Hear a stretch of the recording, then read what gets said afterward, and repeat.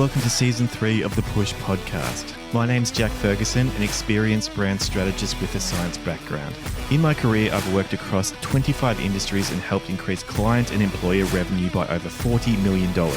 I will be your host. This season of the podcast is essential listening for marketers looking to better sell their strategies to stakeholders, get client buy-in, and keep internal teams engaged. Thanks for being here, and don't forget to subscribe on whatever platform you're listening on. Hello and welcome to another episode of the podcast. This is episode 57, season 3. Thank you very much for tuning in with me today. Today, I'm going to be sharing some of my experiences with revenue growth and talking about what I believe to be causality behind a lot of the growth that I've seen over my career. I want to talk about how critical it is to work backwards from foundational truths when working out how to grow. This is my first principles of growth, if you will, or at least some of them. So today I'm going to share a story about a time back in my career. So this is quite a while ago now, but I was growing a Mexican restaurant chain. I was the head of marketing, and over the time I was with them, I launched 28 new locations for that brand. And I learned a lot during this time. Now, one of the reasons I chose this as a metaphor was that the promotional campaigns that accompanied the launches that I did means that it's easier to actually assess the effectiveness of promotion because it hasn't been around, like it might be a retail store that hasn't been around for 2 years, 4 years, and has built this equity and has word of mouth and has relationships with partners in the area that helps you grow. Like all that stuff hadn't happened yet. So you can really better isolate the impact of promotion itself. So the actual advertising of the launch and assess its effectiveness in a situation like this. I think it's a really clean example of seeing the impact that promotional tactics can have. And I think this is quite similar to launching a new product. So you can build hype for a product, but it hasn't been in the market for 3 or 4 years and got that traction where people are talking about it and they are continually referring it. You're not able to see someone else using it. It's not live yet. The only thing in that case you have to promote the product or get people knowing about it is advertising and communications. So you can think about, as I talk through this, that the launch of a product is another good metaphor for it. Some of the principles I want to outline in this episode. Now, this was a franchise that I was working for, so I had to allocate equal budget to each launch. So it wasn't a question of budget.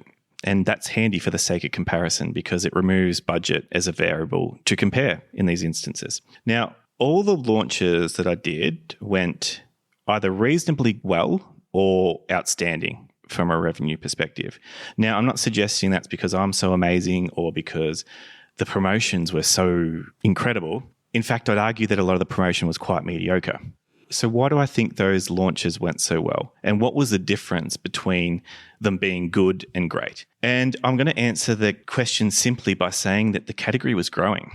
So this was somewhat of a case of turn up, open your doors. Yes, let people know you're there, but it's an infinitely easier way to grow than trying to build a business in a declining category.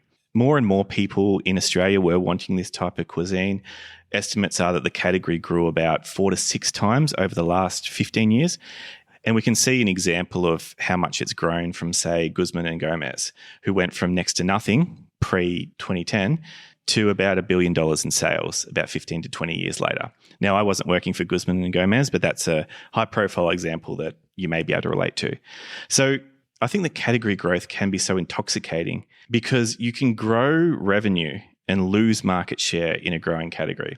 So if your revenue goes up, but the category is growing so fast that competitors are taking revenue at a faster rate than you, you're ironically losing market share while your revenue is growing. And many, many small brands grow solely from category growth, not taking revenue share. I was talking to a business owner just the other day who told me that they hadn't had a single client, not one, leave a competitor to take up their service. And that was relevant for his first $2 million in ARR, so annual recurring revenue. He got his first $2 million in recurring revenue from category growth alone. He didn't steal a single client from a single competitor. So while he's happy he was ironically probably losing market share even though his business was growing. Does it matter? Not necessarily. But I think what else is important for us to note as marketers is that you can lose revenue and grow market share in a declining category as well. So if fewer buyers are buying in a category, but competitors are losing clients at a faster rate than you are, you're actually probably doing a really good job. And which is so interesting because you can do a mediocre job, grow revenue, and everyone be happy and smiling in a growing category. Or you could be doing an amazing job and the brand is losing revenue in a declining category. But if you weren't doing such a good job, you may be losing revenue much faster than what you are. So that's the power of category growth. And what does this all mean? So I'll shift my attention to the second question I asked at the start of the episode, which was, what's the difference between good and great when it came to these launches? So in the example of the Mexican chain restaurant, I shifted my efforts quite early on to working out what locations we should open in, not worrying about how to better launch locations. So I built an algorithm to test the demand for certain locations, and that was a key part of whether the brand decided to open in that location or not. So 95% of my effort over time went into working out where to open. 5% of my effort went into the launch itself. So it's a much better idea, in my opinion, to open where there's overflowing demand than trying to compensate for a lack of demand with advertising. So to give you an idea of numbers, I may have spent $300 to $400, and that's it on social media advertising leading up to a launch. It was hardly costly, but this would routinely get $40,000 to $60,000 of revenue in an opening week.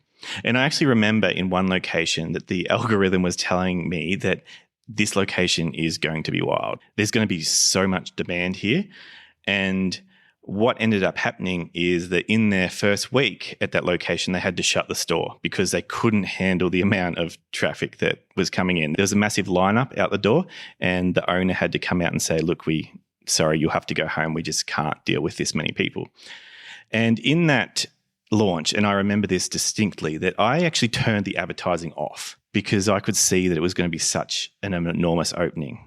I didn't need to promote it further. And if I had of, clearly, it would have been just a waste of additional money. Obviously, there wasn't much money going into it, so it wasn't going to be huge amounts of money that I saved, but I actually didn't want to overwhelm the store, which ironically did end up happening anyway. So we got what we asked for a bit there. We opened in a great spot and people flooded in. And we can use this metaphor for product creation as well. So most of the effort, I think, should go into working out whether a product should be created in the first place or not, as opposed to simply flogging it to death with advertising. We can think about this in terms of brand direction. Are our brands navigating to where there's a growing category or not?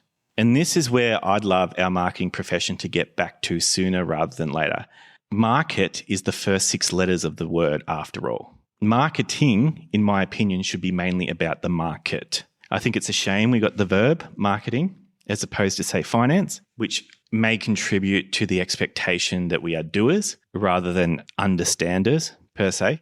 But there's been so many things across my career that I can point to that are like the restaurant launch example, where understanding the category, understanding the demand is infinitely more important than appealing to people within that market or category. So what can we do? So I think this episode is somewhat of a call to arms, I hope, to obsess about category growth. Look at where demand is increasing, as opposed to working out how we can more efficiently get our message out there, or more effectively get our message out there. Yes, that counts.